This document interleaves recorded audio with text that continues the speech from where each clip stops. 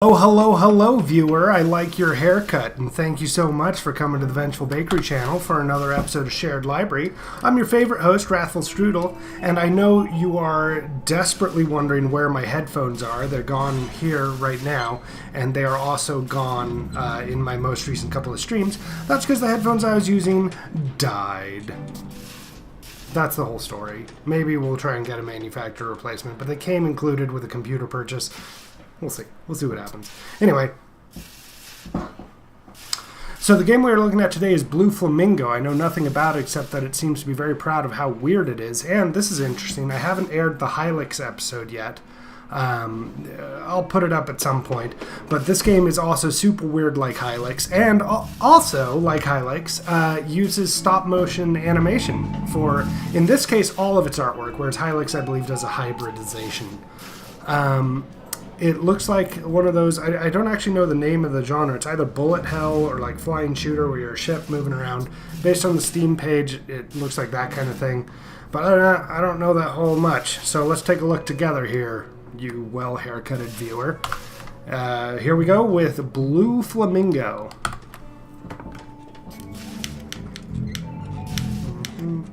Start.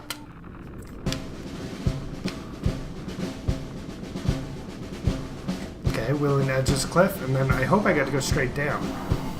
No, maybe my boosters. Okay, so we're just going. Okay. Well, that's an encouraging start. So this actually feels pretty good. I'm not accustomed to. I don't typically enjoy these bullet hell type games. I mean, there's nothing wrong with them. They're just not really my jam.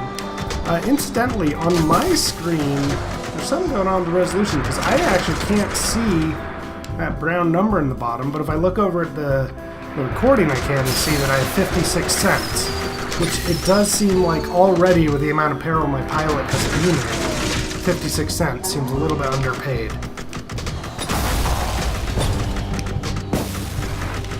So a hobby of mine, something I enjoy doing, is like tabletop wargaming, and especially like mini. Ooh, they're little wheels. I guess those are more money. I'm not sure what's triggering these missiles. If it's like, I think they must be on a cooldown. There's not a cooldown I can see. Anyway, the point is, I really enjoy recoloring like three-dimensional objects in this world. And I know paper's a three-dimensional object, but you know what I mean, like little figurines. And so I think I've got this sort of respect for these guys doing an art style in the game that's based on that. Although it does bother me a little bit when games go with, or really any artwork, goes with part of what makes this great is how hard it was to make. Because maybe, but it should also, you should use the medium to make it better, not just to show how cool you are for using the medium. But please, well-haircutted viewer, feel free to disagree. Also feel free to mock me for this absolutely terrible performance I'm putting. Oh, okay, those shoot lasers. I assume that little wheel in the bottom left is my health, and that I'm mostly dead. But at least I've shot down that satellite. It also occurs to me, I've been running on the assumption that I'm obligated to kill everything, because I feel like that's pretty standard in this kind of thing. But there seems to be, evidence to the contrary. That, oh boy, this is not looking great. Because it looks like the game is forgiving me for letting some of these missiles by, so maybe I should focus a little bit more on my survival? Oh, but I do like picking up money, and the stream tells me... What? What? So I have 19.56 cents? There's something going on. Okay, target practice. I ain't scared of that. I assume I want those all to be green.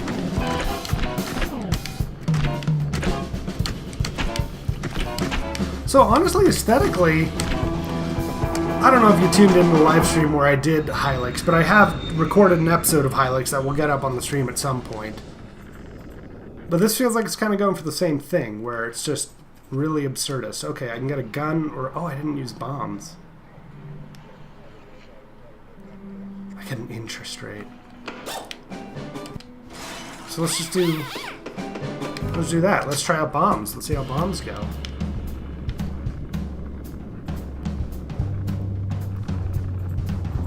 This is pretty impressive photography on these models.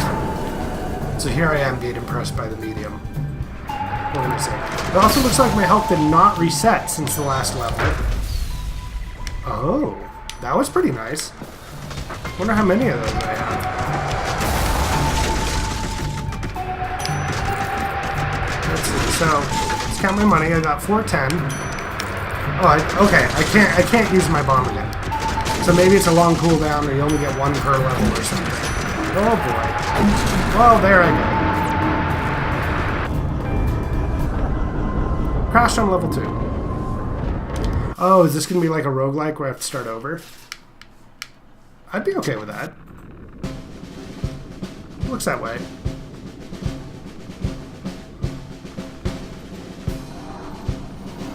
Not gonna lie, the terrain here actually makes it look kind of like Utah. Kind of like the American Southwest. A little bit. A little bit.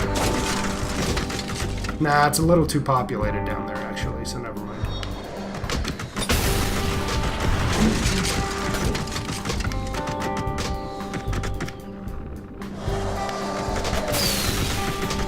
Okay, well, I'll tell you what. I'll tell you what here.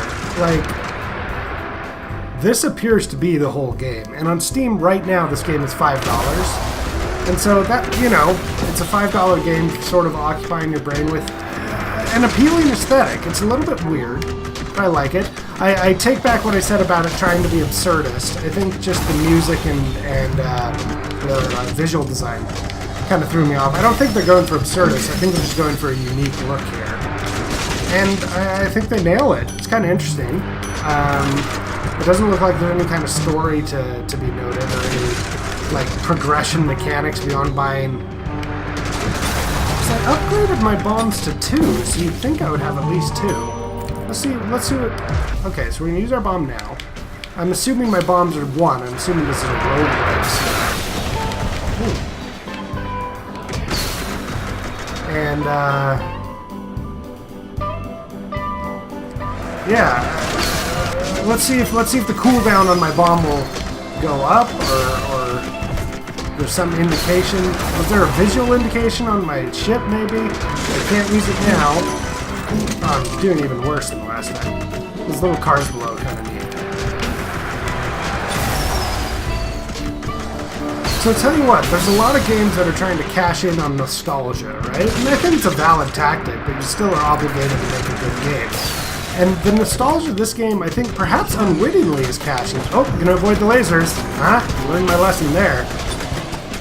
I think the nostalgia this game's unwittingly cashing in on is getting out your toys and playing with them, because I really do feel like I'm messing with a toy box here. So, and this easily fits in the pantheon of games I have where I turn off the sound, which is and throw up Netflix and turn off my brain for a while. The cheaper than therapy game genre, which is a pretty popular one in my Steam library, as you may have noticed. Let's see if I have another bomb yet.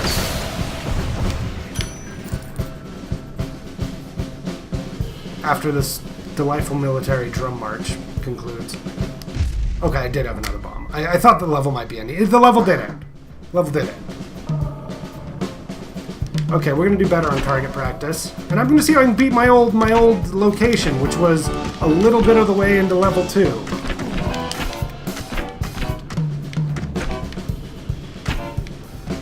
I'm not wrong though, right? The music design on this is weird.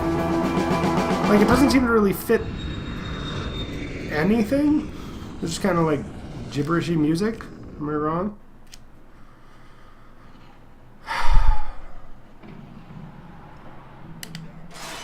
It's really unclear to me what the bomb is doing for me. But let's do it. Oh. Oh. Okay, I accidentally went to the next level. I think maybe when I was trying to push right, because the D-pad wasn't working for menu selections. I was using the stick, and... Am my gun stronger now? I think so. It's pretty hard to say. Okay, now I just want to stay alive. I think I'm getting money for killing these guys. which is fine. Money's great, but survival's better. We're gonna do it, we're gonna beat my old score, we're gonna get farther. Not further. I did mean a literal distance is being traversed.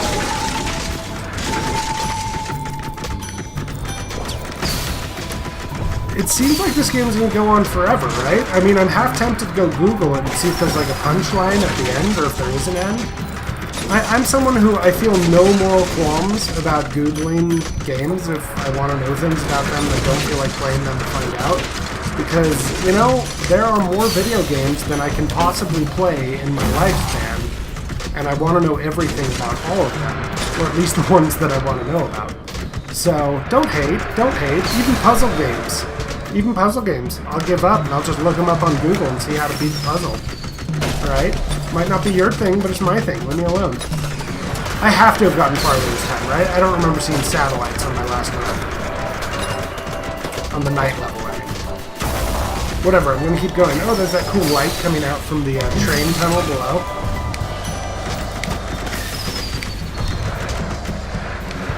Oh, mate.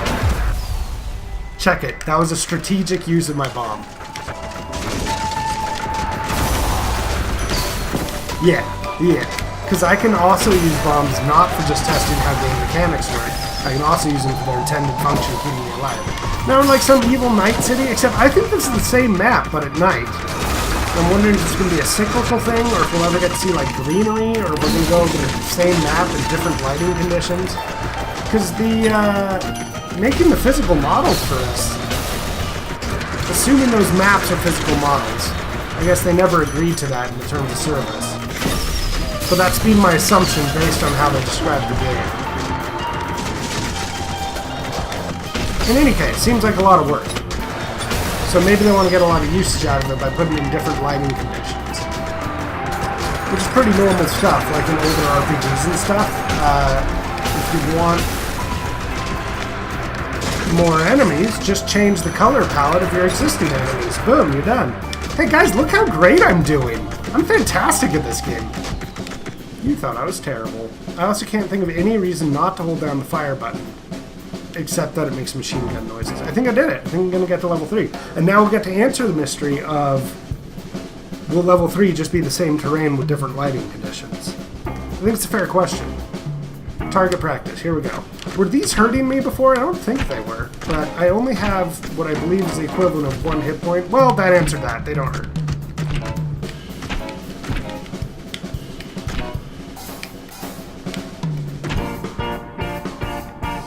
I'm not good at precision on controllers. I think it might be working against me in this game. Okay, let's upgrade the bombs for real, and let's see what the next level looks like. Oh, I'm upgrading my gun again. Okay, next level. It's gonna be the same thing again. Yeah, it's the same thing again. So I think we're going through like a day-night cycle. Gosh, I mean, this game's only $5, so you're expecting about $5 a game. Yeah, I mean, I guess we're there. It doesn't look like there's much enemy variety. I don't see any hope that it's going to get any different than what it is right now. Yeah, I don't know. I'm not sure what the marketing strategy is there. I kind of want to keep going until I die, but I'm worried that I've gotten masterfully good at this game. I'm going to go ahead and not pause the game. Does it have a pause? It does have a pause, but I'm not going to pause it. Let's go look at the length of this video. How are we doing? Oh, we're at 14 minutes. Let's head on until I die, which is right there. That wasn't scripted. It just worked out perfectly. So anyway, hey, thank you so much for tuning in this episode of Shared Library, and I hope to see you in our Dark Souls stream this month and at the next episode. See you later.